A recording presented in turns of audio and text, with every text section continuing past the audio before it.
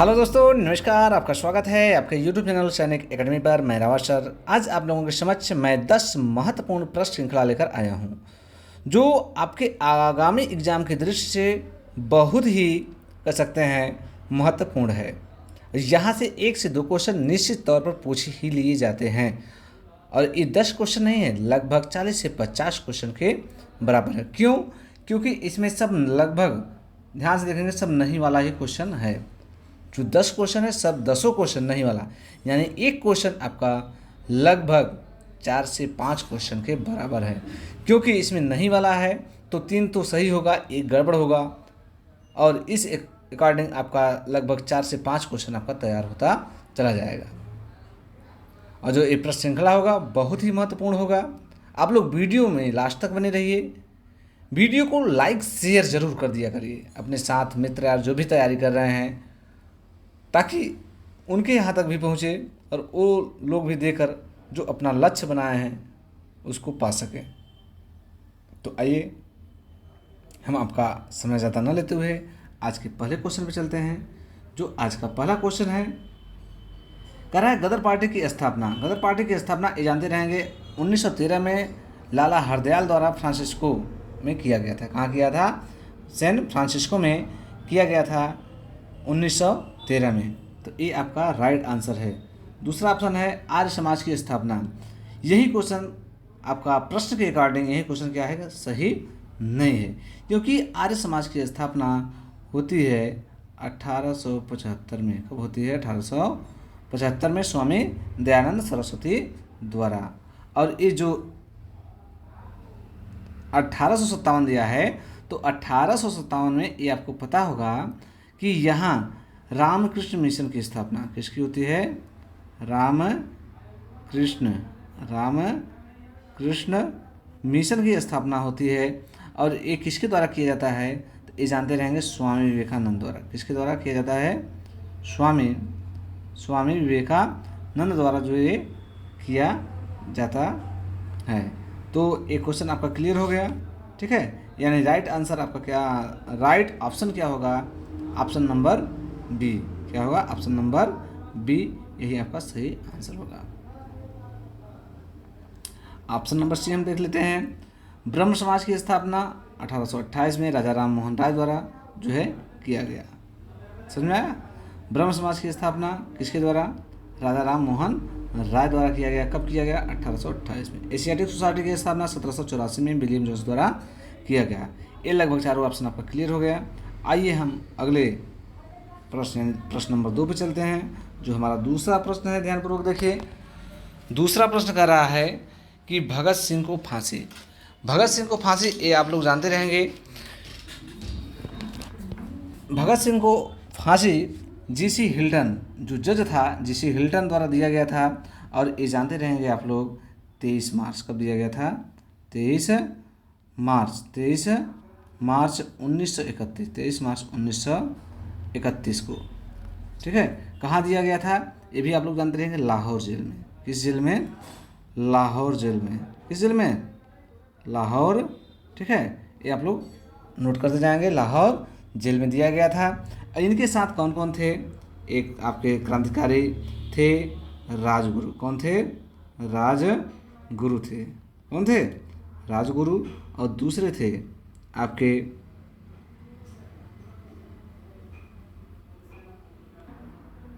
सुखदेव। कौन थे? सुखदेव। यानी तीनों लोगों को फांसी दिया गया था। भगत सिंह, राजगुरु और सुखदेव हमारे महान क्रांतिकारी जो देश की आज़ादी दिलाने में महत्वपूर्ण भूमिका निभाई। इनको फांसी देने वाला जो जज था जेसी हिल्टन। कौन था? जेसी हिल्टन। और 23 मार्च 1931 को लाहौर जेल में ये हमारे वीर सपूतों को जो है फांसी दे दिया जाता है। और आइए हम अगले ऑप्शन पर चलते हैं, जो ऑप्शन नंबर 2 है। महात्मा गांधी को अर्धनग्न फकीर किसने कहा था? तो ये जानते रहेंगे महात्मा गांधी जब दूसरा गोलमेज सम्मेलन जो कह सकते हैं 7 सितंबर का कब हुआ था? 7 सितंबर 1931। 7 सितंबर 1931 को दूसरा गोलमेज सम्मेलन हुआ था। और दूसरे गोलमेज सम्मेलन में वहाँ के इंग्लैंड के प्रधानमंत्री कौन था? विंस्टन चर्चिल था। कौन था? विंस्टन चर्चिल था। और उसी में जब महात्मा गांधी इधर भारत की तरफ से नेतृत्व करने जाते हैं कांग्रेसियों की तरफ से, तब जो है इनको इनका कपड़ा या पहनावा देखकर फ्रैंक मॉरिस कहता है ये इनको जो है किस शब्द से नवाजता है, ये कह सकते हैं अर्धनग्न फकीर, क्योंकि महात्मा गांधी एक कह सकते हैं नगौछा पहन कर गए थे यहाँ से। उसके बाद जो है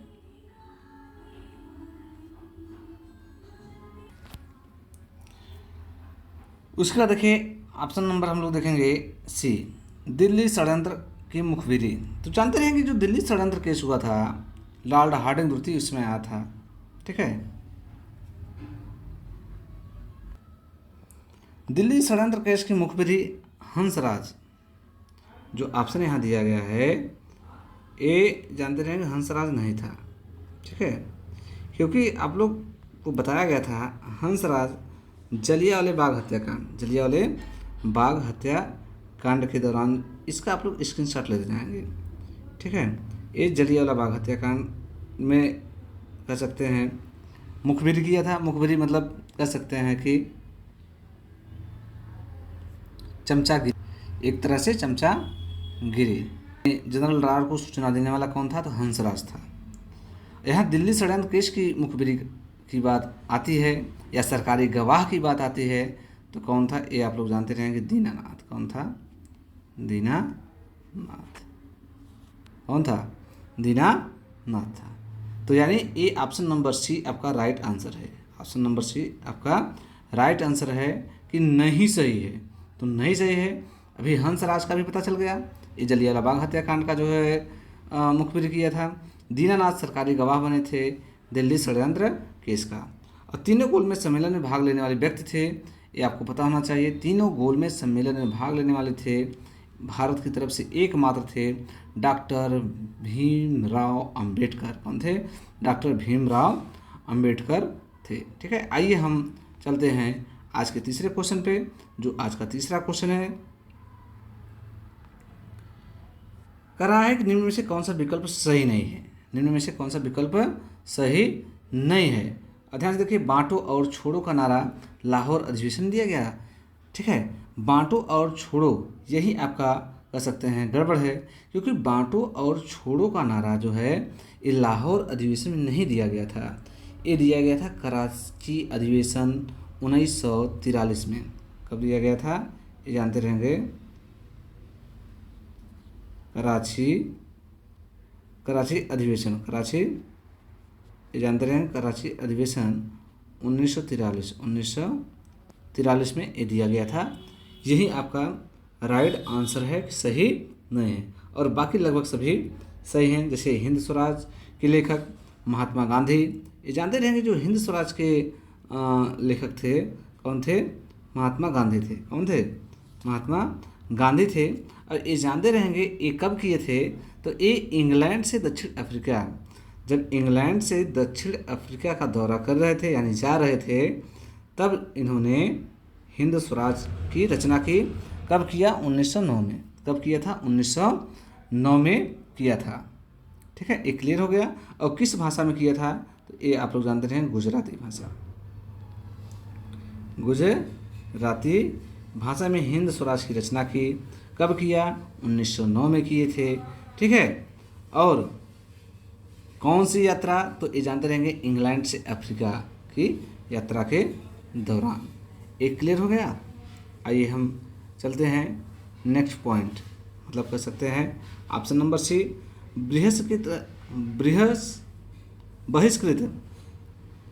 बहिष्कृत हितकारिणी सभा। ये जानते रहेंगे 1924 में डॉक्टर B.R. अम्बेडकर द्वारा किया गया। ठीक है, उसके बाद खुदाई खिदमतगार, ये जानते रहेंगे खुदाई जो खिदमतगार, ये 1929 में खान अब्दुल गफ्फार खान द्वारा जो है स्टार्ट किया गया था। ये आपका राइट कह सकते हैं ऑप्शन, यानी इसमें राइट ऑप्शन जो है पहला ही ऑप्शन है। तो ये आपका मुझे विश्वास है कि इस क्वेश्चन का आप लोग स्क्रीनशॉट लेते हुए क्वेश्चन को लिखते जाएंगे। और जो एक क्वेश्चन है बहुत ही इम्पोर्टेंट है। आइए हम चलते हैं आज के चौथे क्वेश्चन पे। जो आज का कर सकते हैं। चौथा क्वेश्चन है,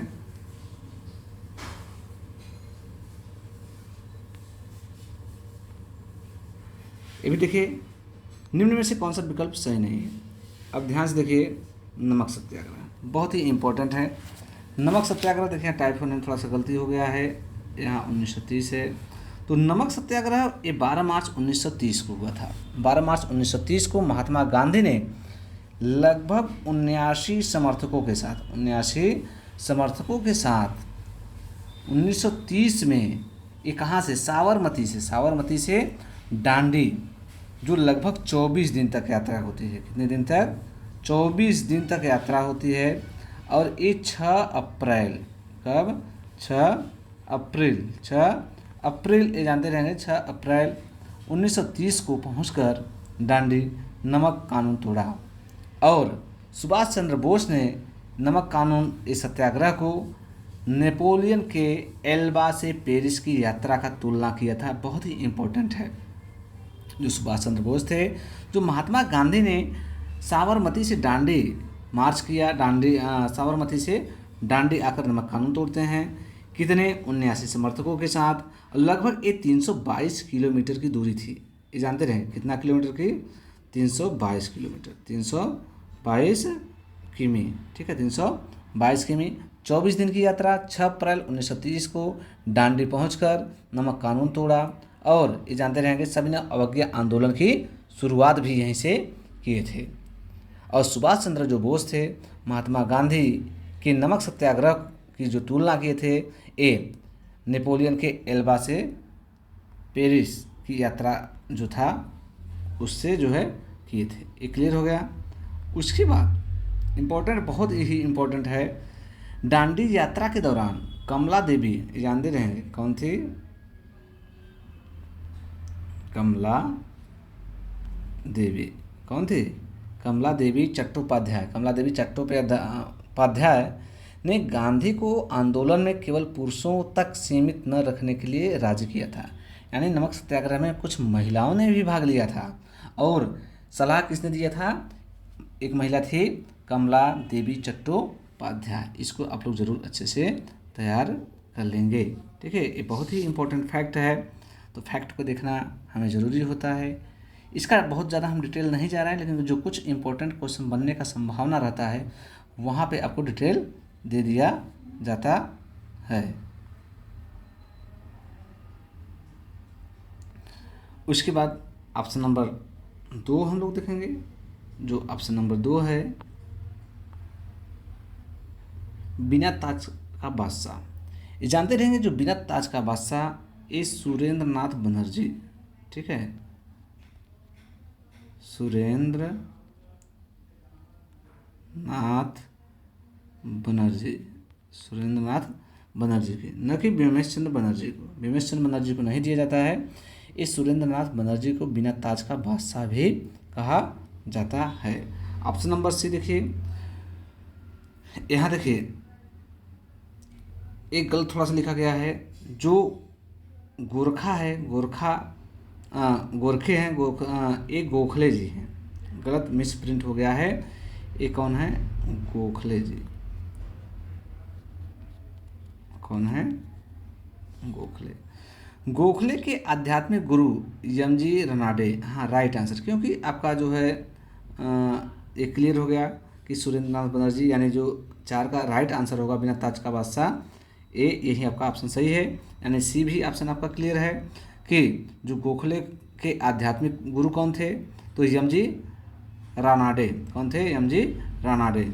उसके बाद देखिए ऑप्शन नंबर डी, विश्व भारती की स्थापना 1912 में रविन्द्रनाथ टैगोर द्वारा किया गया। कब किया गया? 1912 में रविन्द्रनाथ टैगोर द्वारा किया गया। आइए हम चलते हैं आप क्वेश्चन नंबर 5 पे। जो क्वेश्चन नंबर 5 है, करा है निम्न में से कौन सा विकल्प सही नहीं है? निम्न में से कौन सा विकल्प सही नहीं है? अब ध्यान से देखिए, पहला ऑप्शन है प्रथम महिला कांग्रेस अध्यक्ष सरोजिनी नायडू थी, ठीक है। यही आपका ऑप्शन कह सकते हैं, ये आपका सही नहीं है, यानी कह सकते हैं सही है। क्योंकि प्रथम महिला कांग्रेस अध्यक्ष एनी बेसेंट थी। कौन थी? ये आपको पता होगा, एनी बेसेंट। कौन थी? एनी बेसेंट थी। और जब भारतीय पूछता, क्या पूछता? जब भारतीय पूछता तो यही आपके सरोजिनी नायडू। कौन होती? सरोजिनी नायडू। तो ये आपका क्लियर हो गया। क्वेश्चन नंबर 5 का पहला ऑप्शन क्लियर। तो यही आपका सही नहीं है। बी ऑप्शन देखिए, ऑप्शन नंबर जो बी दिया है, ऑप्शन नंबर बी, थोड़ा सा इसमें देख लेंगे। इस पहली बार स्वराज शब्द, ठीक है, थोड़ा सा इस क्वेश्चन को हम एक बार और बताना चाहेंगे, इसके थोड़े से डिटेल को।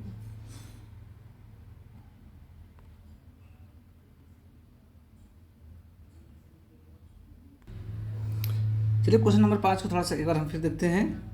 जो प्रथम महिला कांग्रेस अध्यक्ष, प्रथम महिला कांग्रेस अध्यक्ष ये जानते रहेंगे। पहली बात तो ये कौन थी? आपका एनी बेसेंट थी। कौन थी? ये जानते रहेंगे, एनी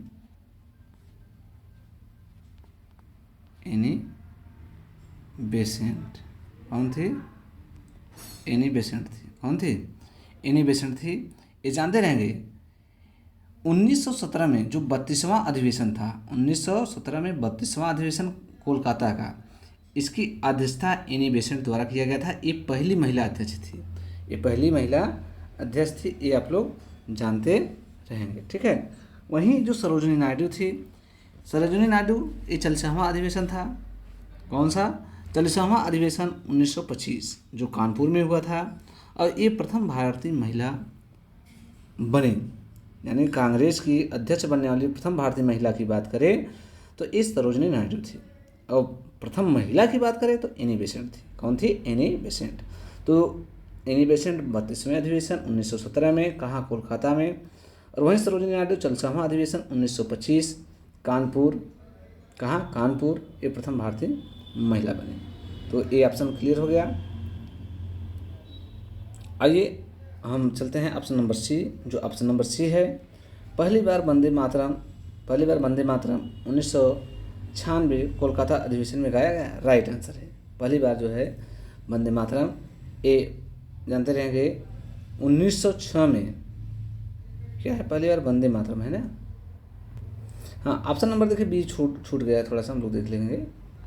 जो कौन है? ऑप्शन नंबर बी, ठीक है।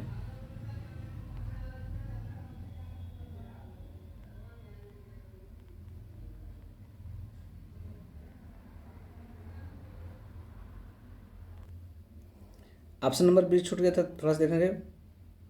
पहली बार कह रहा है कि पहली बार स्वराज शब्द का प्रयोग 1906 दादा भाई नौरोजी द्वारा किया गया। हाँ राइट, जो दादा भाई नौरोजी रहेगा, ठीक, दादा भाई नौरोजी द्वारा जो है 1906 में किया गया था। ये जानते रहे, बहुत ही इंपॉर्टेंट है। स्वराज शब्द का प्रयोग दादा नौरोजी भाई 1906 में किए थे। ऑप्शन नंबर सी हम लोग देखेंगे, पहली बार वंदे मातरम 1896 कोलकाता अधिवेशन में गाया गया था। राइट आंसर है इसका। ऑप्शन नंबर डी देखेंगे, पहली बार जनगण मन 1911 कोलकाता अधिवेशन में गाया था। ये भी आपका राइट आंसर है। तो पाँच का जो गड़बड़ कर सकते हैं क्वेश्चन है, ये आप लोग जानते रहेंगे। कौन है? Option number A. आइए हम क्वेश्चन नंबर 6 पे चलते हैं। जो क्वेश्चन नंबर 6 है आज का,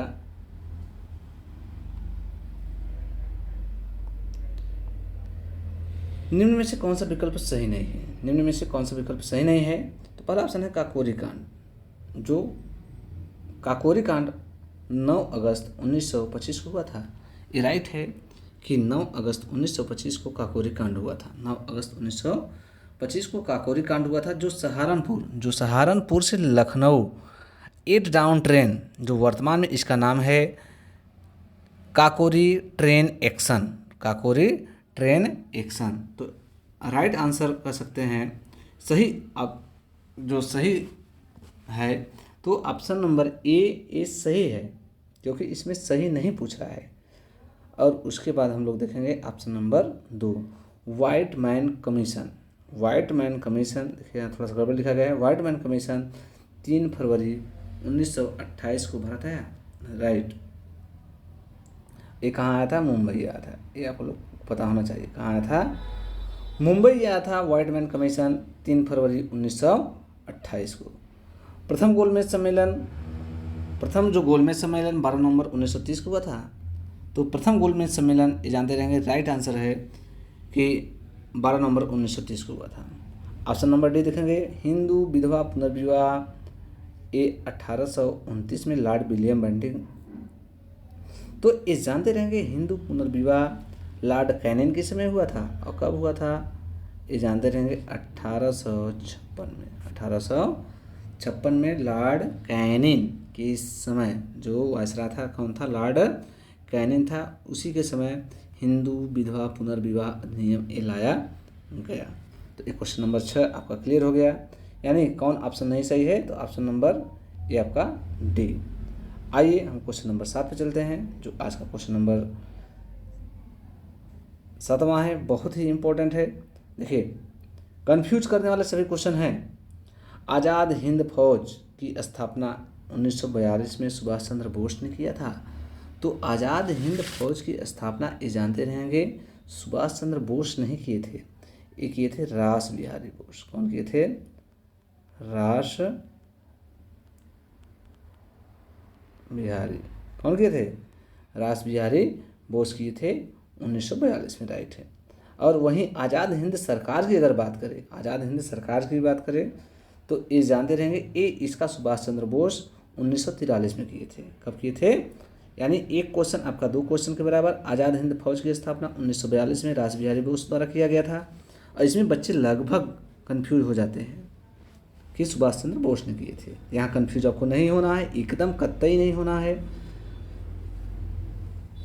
तो अगर आज़ाद हिंद सरकार की पूछे, तो आज़ाद हिंद सरकार की स्थापना सुभाष चंद्र बोस किए थे। कौन किए थे? सुभाष चंद्र बोस किए थे, ये आप लोग जानते रहेंगे, ठीक है। कब किए थे? 1943 में। उसके बाद ऑप्शन नंबर हम लोग देखेंगे बी, स्वतंत्र श्रमिक पार्टी। स्वतंत्र श्रमिक पार्टी की स्थापना डॉक्टर BR अम्बेडकर, राइट है, ऑप्शन सही है। हिंदू महासभा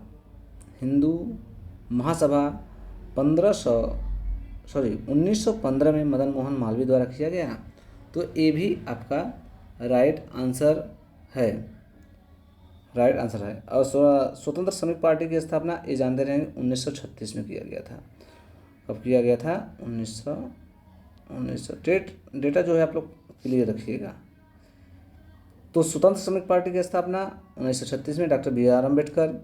हिंदू महासभा ये जानते रहेंगे 1915 मदन मोहन मालवीय। उसके बाद सत्यशोधक समाज 1873 ज्योतिबा फूले। ये रहा आपका 7वां क्वेश्चन। आइए 8वां क्वेश्चन पे हम लोग चलते हैं। जो 8वां क्वेश्चन है, देखिए कह रहा है राष्ट्रपति, देखिए थोड़ा सा यहाँ गड़बड़ लिखा गया है, राष्ट्रपिता होगा यहाँ पे। क्या होगा? राष्ट्रपिता होगा, ठीक है। क्या होगा? राष्ट्रपिता। तो राष्ट्रपिता की उपाधि ये जानते रहेंगे, राष्ट्रपिता की उपाधि जो इनको दिया गया था, ये कौन दिया था? सुभाष चंद्र बोस द्वारा दिया गया था, ठीक है। सुभाष चंद्र बोस द्वारा दिया गया था, ये जानते रहेंगे। और रविन्द्रनाथ टैगोर ने महात्मा गांधी को महात्मा की उपाधि से सम्मानित किया था। और खुद गांधी ने रविन्द्रनाथ टैगोर को गुरुदेव किस उपाधि से, ये जानते रहेंगे, गुरुदेव की उपाधि से सम्मानित। यानी महात्मा गांधी को महात्मा की उपाधि रविन्द्रनाथ टैगोर दिए, और गांधी ने रविन्द्रनाथ टैगोर को गुरुदेव की उपाधि दिया। वहीं सुभाष चंद्र बोस ने इनको राष्ट्रपिता कहा। किसकी उपाधि दिया? राष्ट्रपिता की उपाधि दिया। ये विकल्प बहुत ही इंपॉर्टेंट है, इसको जरूर आप लोग अच्छे से तैयार कर लेंगे।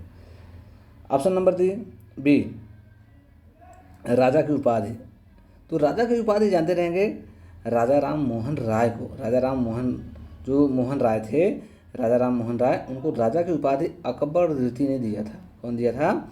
अकबर द्वितीय द्वारा दिया गया था। ये आप लोग जानते रहेंगे। थोड़ा सा यहाँ मिस प्रिंट है, इसको आप लोग एडजस्ट कर लेंगे, देख लेंगे। हम स्पष्ट बोल दे रहे हैं, इसका जो है आप लोग एनालिसिस अच्छे से करके लिखते जाएंगे। इसका स्क्रीनशॉट लेकर अपने नोट्स में समाहित कर लेंगे। उसके बाद ऑप्शन नंबर सी है आज़ाद। आज़ाद, ध्यान से देखिए, अजात शत्रु है। यहाँ थोड़ा सा गड़बड़ लिखा गया है, मिस प्रिंट यहाँ आज बहुत हो गया है। क्या है?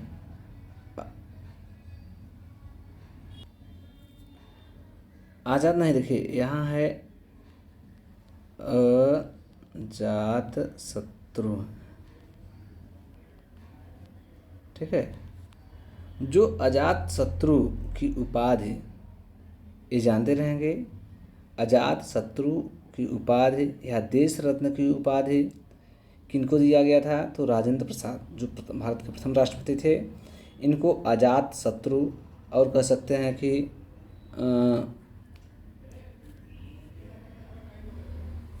अजात शत्रु और देश रत्न की उपाधि से सम्मानित कौन किया था? तो महात्मा गांधी। कौन किए थे? महात्मा गांधी द्वारा जो है इनको जो है देश रत्न और अजात शत्रु की उपाधि से सम्मानित किया गया था। उसके बाद ऑप्शन नंबर जो डी है, देश नायक की उपाधि। देश नायक की उपाधि ए रविन्द्रनाथ टैगोर द्वारा, किसके द्वारा? रविन्द्रनाथ टैगोर द्वारा दिया गया था। इसमें देखिए थोड़ा सा मिस प्रिंट ज़्यादा हो गया है, तो इस मिस प्रिंट जो हम बोल रहे हैं उसको थोड़ा सा आप लोग ध्यान देंगे। इसका नोट्स जो हम बोल रहे हैं उसके अकॉर्डिंग आप लोग करिएगा, ठीक है। तो देश नायक की उपाधि ये जानते रहेंगे किसको दिया गया था? रविन्द्रनाथ टैगोर। रविन्द्रनाथ टैगोर, रविन्द्रनाथ टैगोर ने सुभाष चंद्र बोस को दिया था, ये जानते रहेंगे। देश नायक, देश नायक की उपाधि सुभाष चंद्र बोस को दिया गया था। कौन दिया था? तो रविन्द्रनाथ ठाकुर या टैगोर द्वारा ये दिया गया था, ठीक है। आइए हम चलते हैं आज के 9वें क्वेश्चन पे। आज का जो 9वां क्वेश्चन है, कह रहा है कि निम्न में से कौन सा विकल्प सही नहीं है? सही नहीं है। खानवा का युद्ध 1927, ठीक है। खानवा का युद्ध 1927 ये राइट आंसर है। और ये जानते रहेंगे किसके किसके बीच हुआ था? तो बाबर और राणा सांगा। बाबर ने राणा सांगा को हराया था। किसने? बाबर ने। मेरी आवाज़ को सुनकर आप लोग लिखते जाइएगा। खानवा युद्ध में बाबर ने राणा सांगा को हराया था। क्लियर हो गया। ऑप्शन नंबर बी देखिए, घाघरा। यहाँ देखिए घाघरा है, क्या है? क्या है? घाघरा है। तो घाघरा का युद्ध ये 1529 में बाबर ने अफगानों को हराया था। ये भी आपका राइट आंसर है। उसके बाद ऑप्शन नंबर सी देखेंगे, कन्नौज का। कन्नौज का जो युद्ध हुआ था 1539 में हुआ था? नहीं, कन्नौज का युद्ध ये जानते रहेंगे, ये हुआ था 1540 में। 1540 में